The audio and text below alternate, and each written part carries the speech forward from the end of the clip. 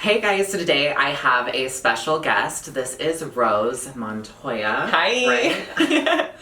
And she is a fellow trans individual. And the secret's out. She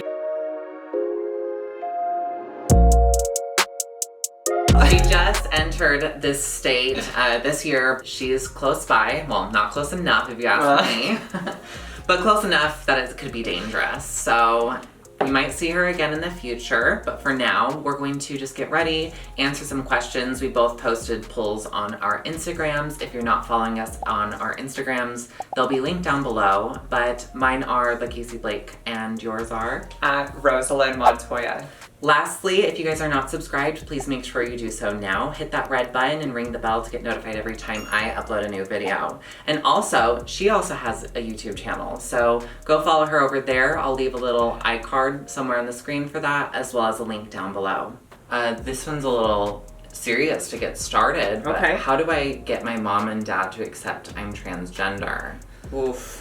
Yeah, that is a heavy one right off the bat. It's unique to each situation, right? Mm-hmm. Like it totally depends on who your parents are, what their perspective is. Like, are they not accepting of you currently, or are you just afraid that they're not going to be accepting? Because I feel like those are also two different things. Right.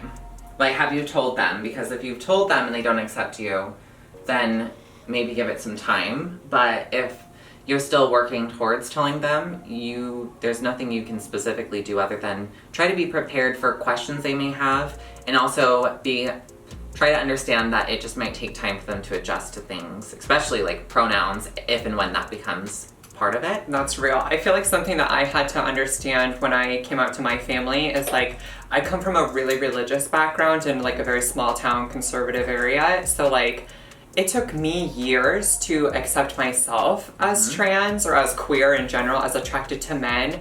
And so, in order for my parents and my family to understand, it's going to take them just as much time, if not more, than it took me to understand and accept myself. Right. Because I'm coming out to them in one day. It's not going to take them one day to accept it, as great as that would be. Right. Well, I was raised Mormon and I forget. Here in the Valley, but I was surrounded by a lot of religion until I was 13 or 14, and my grandparents are strict, to the book Mormon. Still? Yes, my grandparents. Not my parents, but my grandparents. And so my mom's still an active member of the church, but my dad's a tattoo artist. I don't know how much you know about him. Yeah. I knew he's that. Here. He's close by, actually. But I was a gay boy who wore makeup to school every day and did my hair for in 3 middle years. school, high school, or in high school. Yeah. I love that. So I transitioned in high school. I'm sure you've seen I knew that. My side-by-side little cube of photos from school. But yeah, I definitely also had struggled even admitting that trans was what I was. Because I was I'm not a girl, I'm just a boy in makeup. And that was just kind of how it was for a long time. Yeah. Because the immediate thing for me was I knew in middle school I was attracted to boys. And that was not a question. So, but it was hard to come out as that. I thought my world was going to end when I did that. Yeah. But trans was terrifying. Easy for me because I was literally doing all of it towards it anyways. I was... You were already presenting super clothes, femme. Right. Yeah, so it's almost easier to be a woman because you're already so femme than to be a femme boy. I had someone that liked me regardless of what I identified as and liked my femininity, so it didn't matter in his opinion. So I feel I didn't struggle with that. But to be honest with you, now that, the last couple of years, going out in public, I feel everyone wants to sleep with me. It's one of those things. I'm not kidding. I'm I totally agree. I feel oh God. I mean, come on, we're both stunning trans women. People want to know what's going on. People want to know about our bodies. They want to, they want the full experience. I love Dior Air Flash. I don't know. I don't buy from Too Faced anymore, especially after you know what. But yeah, I used to. That used to be my favorite foundation. I hate this foundation. Oh, you hate it? I hate pretty much every foundation I've ever tried other than the Dior Air Flash. I like the smell of it. I don't know. I honestly don't even know what the smell is. To be honest, even though I've been using that's it has coconut water in it. Does it? Yeah. I don't know. I get so oily throughout the day, and I feel that one oils out. my face a lot, even after being set. I have the opposite problem, so if I can add a little more dew to my skin, I'm happy about it. I don't like any dew. I like a matte face. Oh, I love this foundation. You like that classic look? Yeah, I'm not Miss Summer Glow Body Oddy over here. In the middle of winter. Always. Looks like I just did a $1 million spray tan. Yes, I want to look like I just stepped off of a cruise ship every day of my life. Have you been on a cruise before? I did last year. Too. It's so fun. It was so crazy. It was an all-inclusive cruise, so like dinner and everything was all covered. Same. I loved it. And like they had like super fancy dinners. Like it was a 4-course meal every day. Like every night, and you would like get dressed up for it. And you had a set time for dinner every night. Oh yeah, I bought like new dresses just for the cruise. Well, and I lucked out. I didn't end up having to pay for the cruise. It was paid for me. Wow. So I just paid for like everything else. You know, the clothes. I got a manicure, you know, facials before. I was living in Seattle, so I got a little bit of a tan beforehand because I knew I was going to fry in Mexico for the first time leaving Seattle. Was it starting in Mexico and ending in Mexico? Or was it No, I started in LA. Okay, it's that one. I want to do that one next. It was really nice. I went to the Bahamas and... Ooh, come through. What is this? Is this Anastasia? This is MAC. Oh, is it? This is new. Yeah, it came out like a year or two ago. It's their new contour palette. I just love it. I just love the mirror. I use it mainly for the mirror more than I actually use the product, honestly. When I travel places. And I rarely use it, so the mirror is always like clean, so I can see. Yeah. No, that's nice. It's a big mirror. Well, size matters, so. Oh, it does for me. I laugh a lot. My laugh is intense sometimes. Like when I'm trying to make my laugh high pitched, I typically just scream instead of like actually laughing. I get that like, oh shit, I just made a manly laugh moment in public all the time when I really laugh. I'm like, when you're like, and then I'm like, so bad. No. Yeah, when it comes right from my chest, I can feel it. Like I can feel it coming on, and I'm like, no.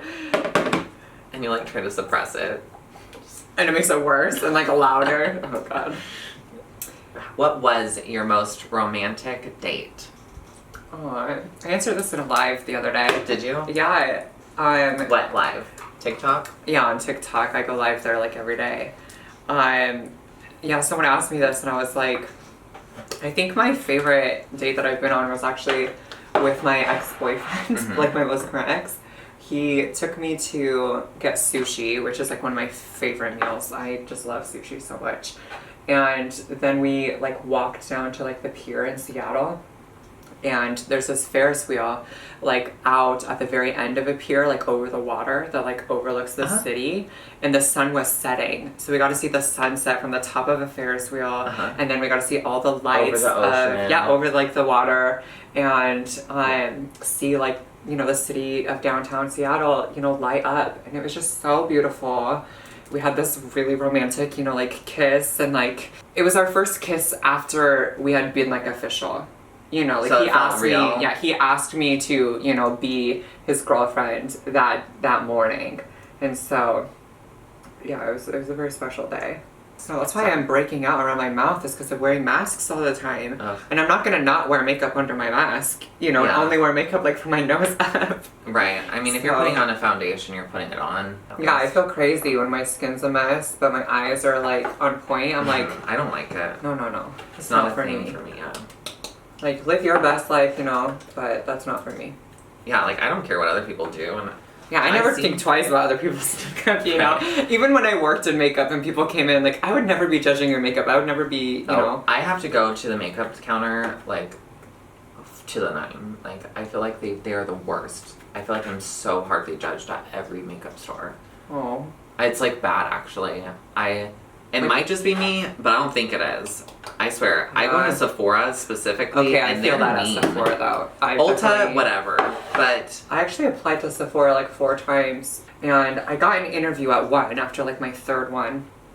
And I went into the interview, and the girl literally looked at me Like I like sat, like it was like a table, right? So it was like a group interview with like 10 people. Oh, I hate and she that. was like on the corner of the table and I was like here, kitty corner from her. And she literally looked me up and down.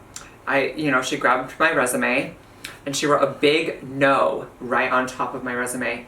The first thing she did after I like sat down, and I was like, excuse me, I haven't even said a word. Like, you're just judging me because I'm very obviously outwardly trans. Like, this is like 2 years after I came out or something. And I hate that. I was like, wow, okay. The next question on my list was favorite meal.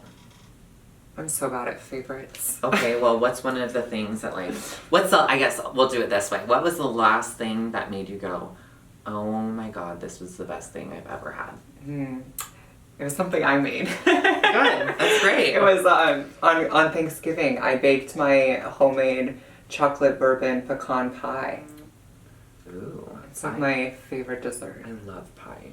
Me too, Mom. I love making like homemade apple pie. And, like really going in and making crust from scratch and everything. It's so intense, but it's like so rewarding to like see your creation done. I agree. It takes a long time, but it's so worth it.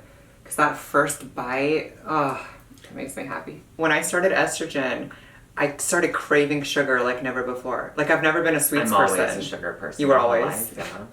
I wasn't before It's bad. Like, estrogen. I'll sleep with like peanut M&Ms in my bed. Like, that's how much I love sugar. I love that. That's so funny. Don't look at I my used to be nightstand. such a savory, salty person. So if you want the sweets, you know where to find them in Casey's house. To clarify, is it okay to say, like, I don't care that you're a trans woman, you're a woman to me? How do you feel about that? I think it's fine, but I'm also someone who's not easily offended, like at all. Yeah. I feel that a lot of the trans community gets like a bad rep because there are so many individuals who let their guard go up immediately when someone says something, even when it's not intended that way. And I think that we as trans individuals, especially educators obviously in our space, that you have to be willing to understand that not everyone understands a topic in the way that you do, and unless they mean it in a harmful way, you shouldn't take it that way. Yeah. And anything, in my opinion, Yeah, at least. being so public as a trans person, you have to have a little bit more patience. I've definitely learned that, but at the same time, I think it's also okay to, mention when something is impolite. I don't it's a backhanded compliment to say like, oh, like, I don't care, like, if you're trans, you're still beautiful, because it's, what's that, like, that is insinuating that trans people are inherently not beautiful, or that, every other trans person is not beautiful, but that I am, and I don't care for, that backhanded type of compliment, but in person, like, I'm gonna, smile, say thank you, whatever, but online, when we have, this space, and, I am, a person that does a lot of educating, I'll try to politely correct people and be like, thank you so much for the compliment. I understand where you're coming from. I do appreciate it. But, just for future reference, this isn't the most polite way to compliment a trans person. Do trans people prefer to be recognized as woman/man or trans woman/man? Love you. Thank you, big guy Chris 88. I'm confused by so this like question. they are like, once you like, when you're a trans person and you're transitioning, do you want to be identified as a trans woman or just a woman? Right. You saying trans/man, I was like, no, we don't like being recognized as woman/man. Woman/man. They're trying to be inclusive I know, of all trans identities. Trans, masculine, and feminine. I understand. I don't know. It's very unique. Every person feels a different way about this. I personally will never only identify as woman. And I know a lot of trans women would, not love that opinion or like, feel very different. But I personally, like, I'm a queer person. I'm non-binary, but I'm also a trans woman at the same time. Like, I am you were fluid. raised a man, and you have these experiences behind you. Exactly. And gay culture, like, that's infused into how you, how, like, everything feels towards you. And it's hard. It's hard to identify as just like, oh, I'm just a woman. I'm a trans woman, But like, yeah, I'm more non-binary than I am cis. That's not how everyone feels. Yeah, that's not. Yeah, I don't mean to invalidate other people and their identities when I say that. But like, that. I feel that way too. I love that. I agree because I grew up as a man. You know, I didn't know that I had the possibility of being trans, you know, until high school. And I didn't have a good introduction to trans people when I first learned about trans people. So I was super uncomfortable with that whole idea, and I was like, no. So I loved being a gay man. You know, like a lot of people talk about, you know, how horrible their life was before transitioning, how dysphoric they were, how anxious they were. And I did have dysphoria and anxiety and confusion, but like at the same time, I was happy. You know, like sure I felt uncomfortable, sure, you know, I had this inner turmoil from time to time, but like I was still happy to an extent, and like I was too. That shaped who I am. I'm so gay. You know what I mean? Yeah. Like I still have, you know, I still talk, you know, like I have the gay lisp or whatever you want to call it, you know, like I still like use like drag terms or like, you know, like club terms, like, which I guess now everyone kind of does. But yeah, and I guess like for me, like also visibility is so important, right? Like I grew up not knowing a trans person, not knowing the word, so like being outwardly and proud as a trans person I think is so important for younger trans people who don't, you know. Oh, I'm loving this look. We both said color today. I love color, and I never really do it. I normally am like I use the chocolate Too Faced, like the Too Faced chocolate bar all the time that because was my first eyeshadow palette. Mine was a naked palette, and I hated it. I love blush. I used to hate blush. It's kind of a new love. I put it on every part of my face now. It's on my nose, it's on my chin, it's on my I've never been a nose blush person. I that's not me. You know, I was only at the apples of my cheeks, and that was it kind of a person. But recently, I've been feeling another way. I mean, I am like blonde now too, which is new. I mean, it's been 2.5 years, but new, like it's in not, the longevity in of wearing my whole makeup lifetime of being 23. It's only been like my 20s that I've been blonde, and and so it's just like everything's a little different. The clothes you want to wear, the colors you want to wear, the amount of bronzer you want to wear, like it all just changes with. When I was blonde, when I had my balayage, I was definitely having a lot of fun with the difference in the makeup I would wear. Like I wore a lot more natural makeup. I started wearing gloss for the first time. I love gloss now. Like I started falling in love with blush. Like yeah, my makeup really changed when I went blonde. Hi ho, are you miss? What? I used to have that. Are they asking how are you? I don't know, but I'm good, I guess. Hi. I've been better. Hi ho to you. Hi ho, I love that mistletoe. It's coming, you can see somebody. Wait for you. Okay, so the question is, how do you deal with internet trolls and pervs who try to bring you down? So I deal with things a little differently, I think, than most people do in general. I'm a big advocate of monitoring my stuff. And I do. Like, everything on my YouTube channel goes through a review process before it's published. And everything on Instagram is read through and maintained. And if I don't like what it says... Like by you? Or like you have like a filter? By me. Oh. And so if something comes up that I don't like, I straight up delete it. The thing with my platform is I have so many young individuals viewing the content, and I never want someone to be berated by someone else on my page, and I don't want someone to say something negative or nasty that a child might see and go, this is scary, I can't transition because I'll get hated, you know? So I heavily monitor it, and I've gotten bitten in the butt a little bit by a few people because of it, but like, how else do you maintain a safe space?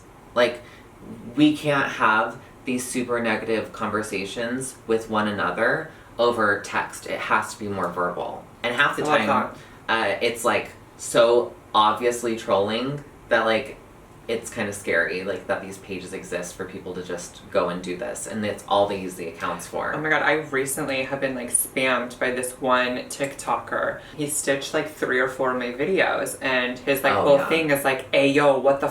He's been like, yeah, just using a lot of my content to spread hate essentially. And so I blocked him, and then he created another account and he's like, LOL, it's me again. And I was like, ew, and like he tagged like his original account, so I knew that it was him.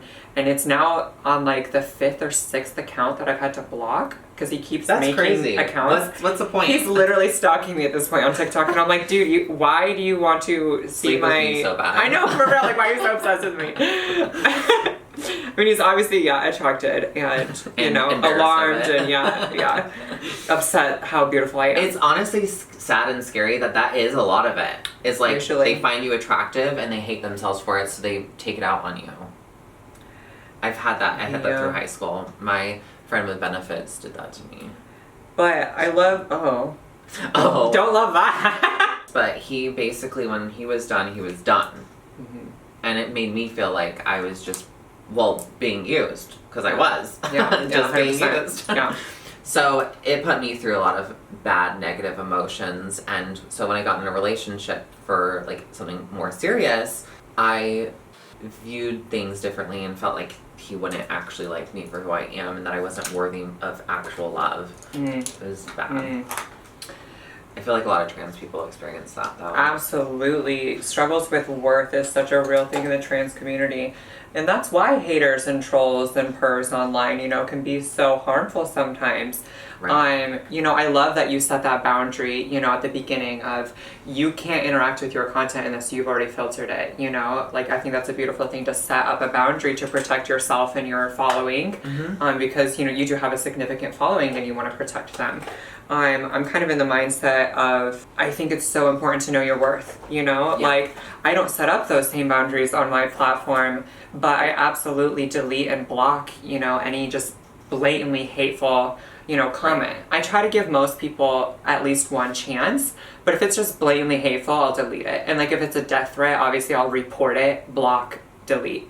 It takes a lot for me to block, but recently I've been blocking, this year I've probably blocked like 40 people, and I never have blocked that many people in my life. Yeah. You know, I'm normally like a whatever. I go on blocking marathons on TikTok. Like, it's gotten to a point where sometimes I just stop caring. I'm like, you're hateful, you support Trump, goodbye.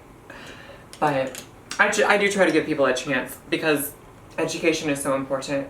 And if they follow me, if they're already here, you know, maybe they'll, you know, have a chance to learn something eventually, you know, because they follow me for a reason. They interact with us for a reason. Right. They're obviously attracted or, you know, interested or insecure or have some sort of issue. Right. And I don't want the experience of being on my page to be, you're not welcome because you're too weird. I want my experience to be, you're welcomed here, but you need to be careful how you talk about it here. I love that. You know, like, I don't block very fast and easily unless it's like, I don't even block the pervs. Like, I'm at this point where it doesn't really matter. Yeah, I don't block the pervs or the chasers anymore. I let them do their thing. You know, you can be attracted to me, whatever, but if you're hateful, then we got an issue. Yeah. I don't mind the spamming. If you want to go like every picture on my page, feel free to, but don't do it on her page. Oh, I don't mind that. You can like all my photos. I love that. But I don't love when someone's like Trump 2020, Trump 2020, Trump 2020. You mean troll spamming? Yeah. Someone asked me, Trans Annabella 2019 asked, what is the average, I'm assuming, price for breast augmentation? Way too much money. Too much money. But here's the thing. It depends. Right. It varies. My cousin got her boobs done, and she got this, like, the same thing that I did, essentially. Placement was underneath as opposed to around the nipple like I did. And she's cis, so she went to just, like, a good doctor here in the Valley. Yeah. And she spent $4,000 on her procedure. I wish. And then I have another friend that got hers done this year, and she did that in Idaho, and she spent $3,000. 3? Yeah, and they look Do they look great. good? Yeah. Okay. I'm like, we have to see a professional who is willing to work and operate on trans women first off, and know specializes how in to. it. Right, that knows placement and like how to compensate for things like if there's broadness, if there's isn't working. like shoulder width, like it all comes into play. Yeah, there's so much more to consider when it's a trans person's body, especially like, well, it depends on their preferences and needs, I guess, but like I personally, I wanted them to look as natural as possible. I did not, like my number one fear was like, I did not want to have like two spheres like protruding out of my body. Bowls sitting on your chest. No, I didn't want that. Me either. And so I'm really happy that I went with a trans surgeon who knew what she was doing and was trained by an amazing surgeon. Yeah. Who did mine, right? Who did yours, yeah. Oh my god, I'm like covered now. Oh no! It's okay. You literally can't see that. I think I have food on my... I just like keep flipping this open and close and I'm pushing it all over myself. I normally do my makeup naked in my room. So like, I don't have to worry about my clothes. Oh. We're not gonna do that? Oh, was that an option? I'm just kidding. I mean, my boobies are already like out to play. Like mine come on. Could be out to play. Like they're there, but like they're trying to be. Oh, there you go. I'm curious about you. I have like, because like they opened up my muscle, right? I put them underneath the muscle. Me too. I can like flex my muscle and move my boobs individually, and it like spreads them apart. Like, oh, you can do it too. I can't move them. Yeah. I guess I can move them a little like separately. But yeah, it's because they're under a pectoral. Yeah, it's so weird. I know, I've never been able to do that. I mean, either, obviously. I've always been like so flat-chested my whole life. Same. And it looked like nothing. I mean, when I did hormones for 11 months, I actually grew like a double A cup and it stayed after I stopped hormones, so. Oh my god, I have this one draft I'm like debating whether I want to post or not, but like I'm about ready to. It's my most petty video I think I've ever made for TikTok. And it's this cis girl that was like, you're literally so gorgeous, it's so unfair, I look like a foot or something like that. And I'm like, it's so unfair for you to compare my... Sit the fuck down! I'm like, excuse me, you don't know what unfair means. I'm a trans woman. You think it's unfair for you? You think your life is unfair because I'm prettier than you? But like, it's not fair for you to think you rolling out of bed, you're gonna look like me who just spent 14 grand on my body and just got like 6 hours worth of getting ready. Girl, I have done like 3 years of like 6 months, every 6 weeks having hair removal. Yeah. I have had multiple facials. I have had electrolysis. You know, like I've spent thousands on breast dog, a trachea shave. You know, I've had multiple surgeries and stuff, and it takes time to look this pretty. So put some effort in. Just because you're cis doesn't mean that you're inherently prettier than me. No, if you deserve to be. Right, if you sat down and learned a thing or two about makeup for, you know, like the last 10 years like I did, maybe you'd look better. Watch my makeup tutorials. They're still on there. They're old, but they're there. Watch my makeup tutorials. They're all still on here. They're old, but here. Next year, I will be actually dropping a new series that has something to do with makeup. Mm-hmm. Have not disclosed this yet, but do keep your eyes peeled. Sneak peek. The children are never ready, honey. To be fair, I don't think you prepared them that you were even having breast talk. I GoFunded like for the last 2 years, but it was casual GoFund. It was like, if you guys want to donate, there's a link. It's there. And I never really promoted it. And then like a few weeks before surgery, I promoted it a few more times than I normally do. And this lovely individual, you know who you are, you're probably watching this right now. I love you dearly, Erica. Love you, Erica. Shout out to you. What did she do? She donated... Why do we love her? She donated $800 2 years ago and said, I know, like, you might struggle to get the money and might not be able to get this surgery, but, like, I don't even care what you spend the money on. Just, if you spend it on going and seeing your fiance and, like, traveling... That's so like, cute. Do whatever you need to. Like, do whatever will make you happy. And, yeah, she's like, you helped me so much, and my wife and I appreciate you. And then this year, she... like a month before I thought that was the end of the story. No, this year, a month before my surgery, I was promoting my GoFundMe again, and she posted on her story that if I got up to 500 donations, she'll match it. And she did. I know. Wow. I was so... Whenever she messages me or comments, I always respond, of course. Oh. But... MVP. It's so good. I was like, thank you, girl. Like, you do not know what my year has been, and like it's just time for this to happen. I was like, I'm not waiting anymore. I'm going into debt if I have to for this, y'all. I feel that. I'm like sitting over here with my jaw on the floor. Just kidding. You're allowed to look, Mama. I'm gonna be able to touch later too. I'm obsessed with like a pure white highlight nowadays. It's like, ooh. I do love doing it on my forehead though. I highlight my entire forehead. I hate highlighting my forehead. I have such a brow ridge that I hate showing. See, and I only do it right in the center where that ridge is. That way it pushes them forward. And then, I see what you're saying. And then I mattify the peak of it. Hmm. So I kind of... Your forehead's pretty flat though. I'm like, well, that's what Dr. Lay said, and I was like, girl, no. it is. I want it gone. But she's like, it's perfectly in like the cisgender women range. And I'm like... I have such a boxy face. I'm like, it's like such a round face. But it's so femme. It is. Thank you. Your forehead's way more femme than mine. I have to disagree. Girl, I can't. But like, this is why I could never date a trans woman. Just be here like this all day. I appreciate it. Like, so my hands are a mess. We're done with our makeup. I unfortunately did not do my hair prior to this, so I need to go and do my hair. But we're gonna pause and have a bit of an interim break for that. An intermission. Intermission. That's what it's called. Intermission. Real quickly while that happens, and we'll be back. And voila, the looks are now complete. I hope you guys enjoyed today's video, and if you haven't subscribed yet, please do so now. And if you haven't checked out Rose, she's really big on TikTok, so I definitely recommend you check that out. I'll leave all of her links down in the description box below. And also, we'll be doing a video over on her channel, so definitely make sure you go check out that YouTube video to see more answers to questions. I hope you guys all have a wonderful day, and that wherever you are, that you're safe and happy. And if you're not, I encourage you to do something that makes you feel good about you. I love that. So, you are beautiful, you are worthy, and you are valid. Thank you for watching this video. we will maybe see you again soon. Bye, guys.